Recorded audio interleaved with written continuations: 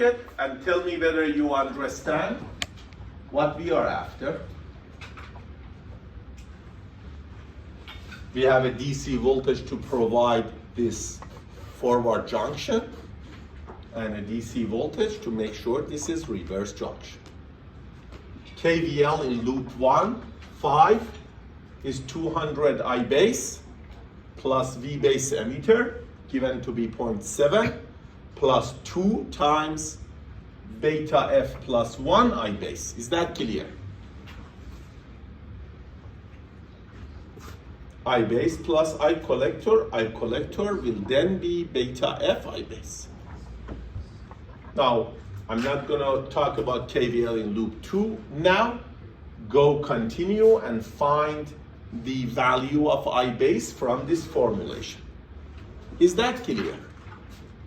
This is exactly what I did there with just beta F being 100 instead of 99, and the values for V1 and V2 and RV and RC and RE are given, some numbers. So,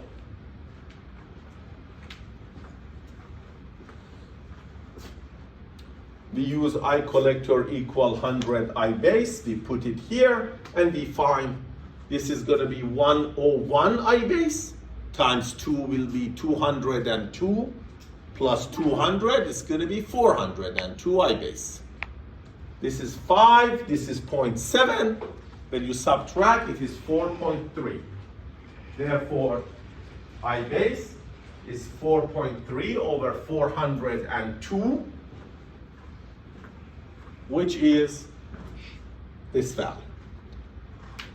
Now, let's make an agreement. We are not going to use SI units. SI units call for ohm, amperes, and volts. Now, in a practical world, we find it much easier to use kilo ohm and milliamperes. When kilo and milli multiply each other, they cancel each other, right? Kilo is 100, milli is, kilo is 1,000, milli is 1 over 1,000. They multiply each other, they give us volts. So our standard is all the resistors are in kilo ohm, all the currents are in milliamp.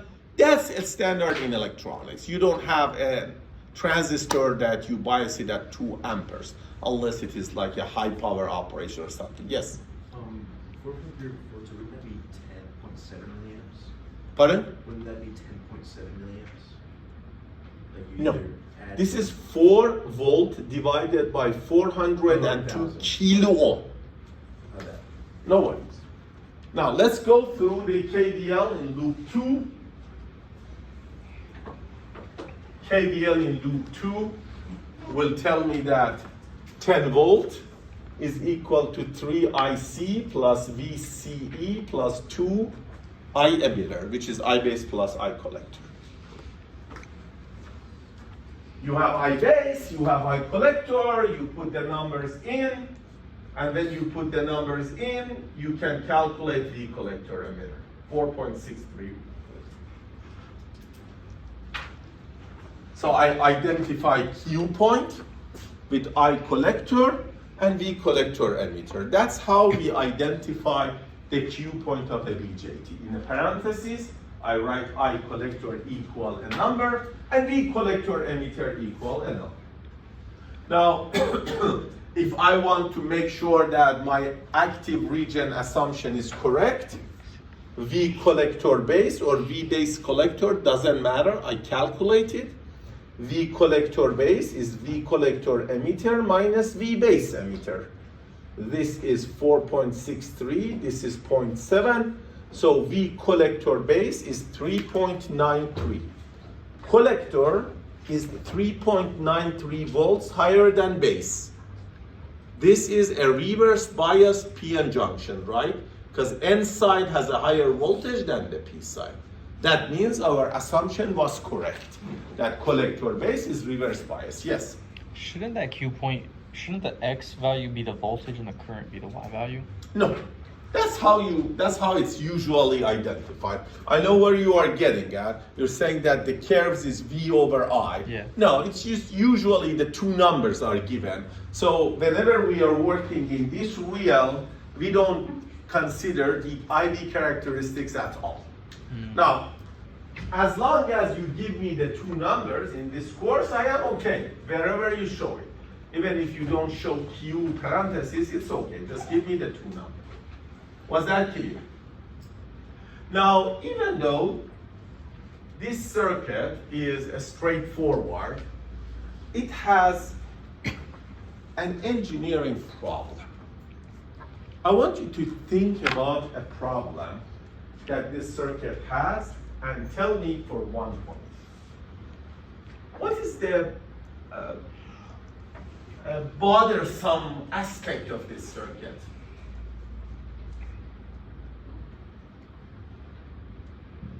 Make a guess. There are not too many guesses to make. Yes? It has two voltage sources. That's the correct answer. 1 point for you. It has two separate voltage sources. You need to provide two voltage sources. In all of your electronics, you usually have one voltage source, one battery, right? So I want to develop a circuit that works with only one voltage source, even if I have to pay a price of adding another resistor to the circuit. So the standard biasing circuit is like this. This is very standard. In, I would say, over 80% of the actual problems you solve or actual designs you make, you will use the so-called 4-resistor bias network. Now, as far as this notation is concerned, you need to get used to it. That in electronics, they show a dot and say 12 volt.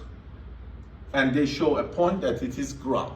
So essentially, this means that between this point and this point, there is a voltage source of 12 volt. So if I break it, it's going to be something like this. Is that clear? This is exactly equivalent to this circuit. So that's how we identify the voltage sources in DC sources in electronics. Is that clear? Any doubt about that? So the collector emitter circuit has the standard shape, right? Look at what I have drawn here.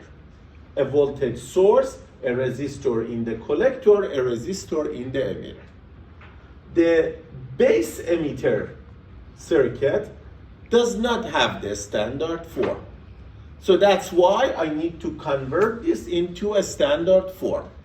And we will do that using something that you learned under the Thevenin-Norton equivalent circuit. So essentially, what we do is if I have a circuit like this,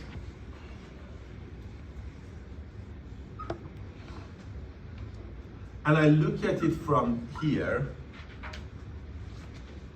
and let's say this is VCC, this is equivalent of a voltage source, I call it VB, and a resistor, I call it R equivalent. Sometimes we call this V equivalent and R equivalent.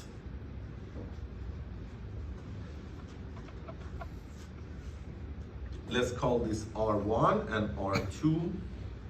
And for those of you who have forgotten what Thevenin-Norton equivalent circuit is, this is called a Thevenin equivalent circuit.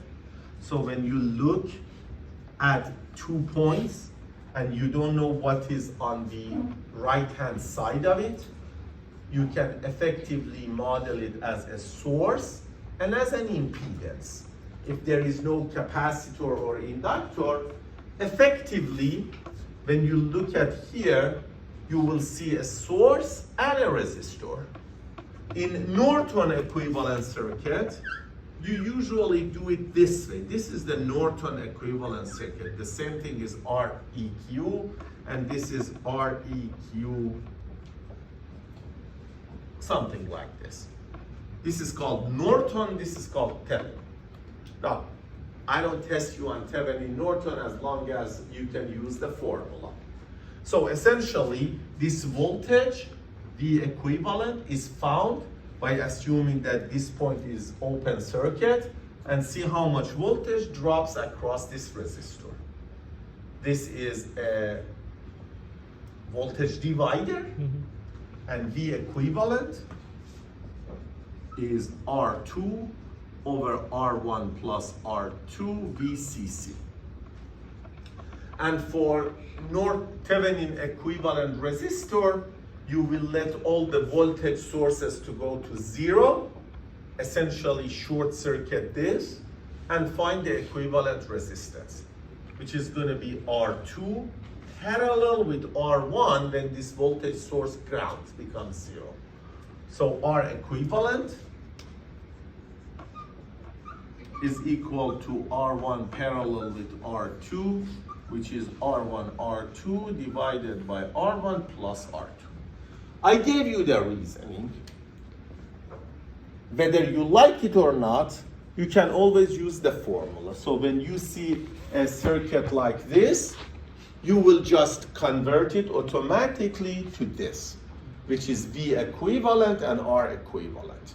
V equivalent is 18 divided by 18 plus 36 times 12 volts.